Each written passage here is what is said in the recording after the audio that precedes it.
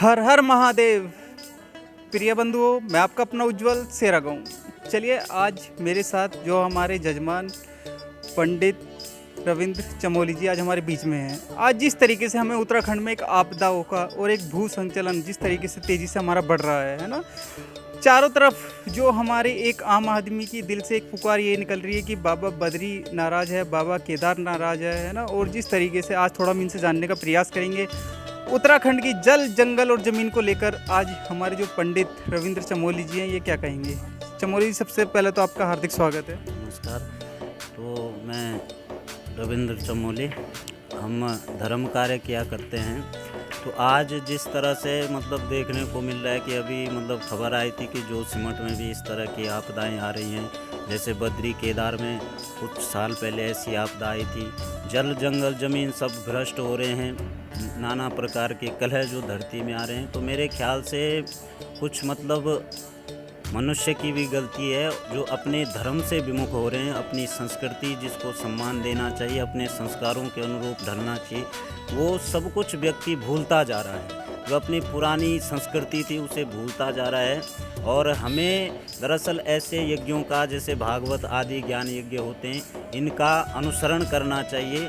और मैं तो यही कहूँगा कि सरकार को इस चीज़ में ज़्यादा ध्यान देना चाहिए कि हमारी जो संस्कृति है, जो सभ्यता है, उसे लोग ना भूलें, उसके प्रति सजग रहें और सनातन धर्म को माने इस प्रकार से, ताकि हमारा ये देश बचे, धरती बचे। ये जीव, जंगल, ज़मीन जो आज कट रहे हैं, नाना प्रकार से इनको भ्रष्ट किया जा रहा है, इन पर रोक लगनी चाहिए। जजमान जी, जिस तरीके से जो हमारे प्रधानमंत्री मोदी जी हैं, जब भी उत्तराखंड की देवभूमि में आते हैं, वो कहते हैं कि पहाड़ का पानी और पहाड़ की जवानी दोनों पहाड़ के काम आएगी। क्या लग रहा है आपको, वास्तव में काम आ रही है क्या?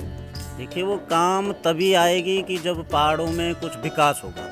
अब विकास नहीं है, रोज़गार नहीं है, तो इस वजह से लोग अपने घरों को छोड़ करके, पहाड़ को छोड़ करके प्रदेश में जा रहे हैं। कुछ ना कुछ उनको जीविका चाहिए, साधन चाहिए, कुछ परिवार का पालन करने के लिए कुछ तो सुविधा होनी चाहिए।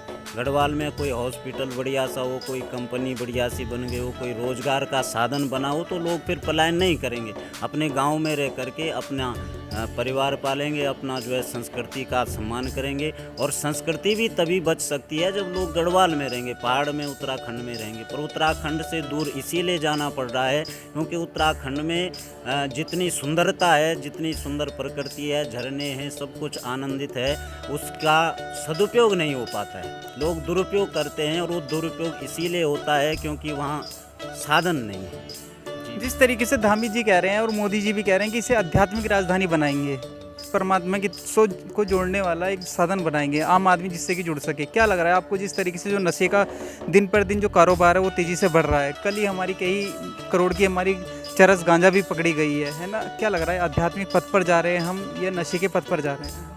देखिए, आध्यात्मिक बनाना कोई ज़्यादा कठिन बात नहीं है, पर ये आध्यात्मिक तभी बन सकता है जब हम अपने संस्कारों को समझें, अपनी संस्कृति को समझें। अब हम लोग विदेशी कोई साधन है, या विदेशी कोई पहनावा है, या विदेशों का जो कुछ भी है, उस पर हमारा ज़्यादा फोकस है, और अपने घर की जो संस्कृति है उसे हम त्याग रहे हैं। तो देखिए, ये तभी धर्म नगरी बन सकती है, तभी आध्यात्मिक बन सकता है जब हम अपनी उस पुरानी संस्कृति को समझें, अपनी सभ्यता को समझें, और ये उत्तराखंड की जो धरती है, इस धरती का सम्मान करना हम सीख जाएं, तो तभी। जजमान जी, आज उत्तराखंड के लोग देश विदेशों में अपनी सेवा दे रहे हैं, पूरे देश विदेशों में नाम रोशन कर रहे हैं। कहीं ना कहीं उत्तराखंड में क्या लग रहा है आपको, उत्तराखंड का विकास क्यों नहीं हो पा रहा? देखो, उत्तराखंड अपने आप में एक गौरव की बात है। अस्योत्तर श्याम दिस देव आत्मा, जहाँ देवताओं की आत्मा वास करती है उसे उत्तराखंड नाम दिया गया। यहाँ देवी देवता रग रग में, पग पग में विराजमान हैं। परंतु बस बात वही है कि लोगों को दूर जाना पड़ रहा है, क्योंकि साधन नहीं है, व्यवस्थाएं नहीं हैं। तो इस वजह से उत्तराखंड थोड़ा अपने आप में तो गौरवान्वित है, पर पीछे छूट गया।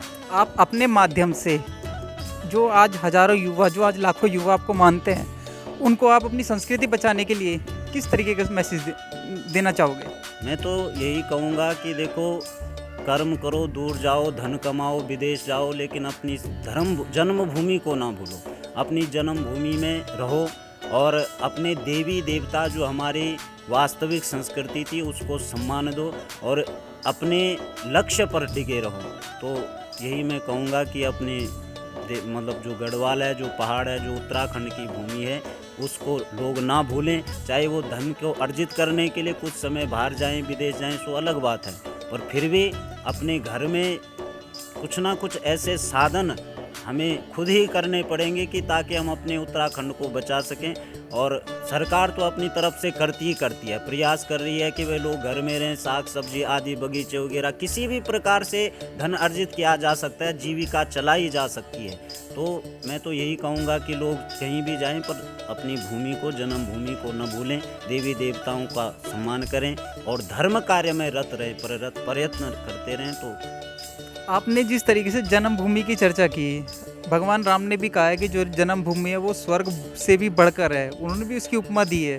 क्या मतलब थोड़ा जन्मभूमि चाहे स्वर्ग है ना, कुछ इस तरीके से उन्होंने व्याख्या की है, क्या कहना चाहोगे? देखो, कहते हैं जननी जन्मभूमिश्च स्वर्गादपि गरीयसी।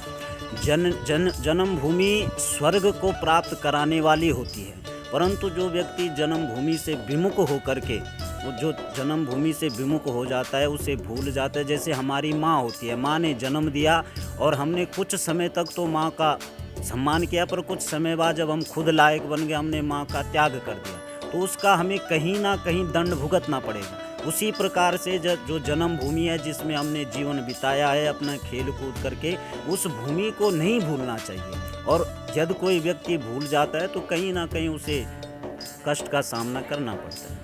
चलिए, ये थे मेरे साथ जो हमारे पंडित रविंद्र चमोली जी हैं। इन्होंने भी हमारी उत्तराखंड की संस्कृति को बचाने के लिए अपनी बात रखी, अपनी जन्मभूमि में किस तरीके से हम उसे अपने दिल और जी जान में रख सकते हैं। तो हमें भी इनके प्रयास को समझना होगा। मैं आपका अपना उज्जवल सेरागांव। जय हिंद, जय भारत।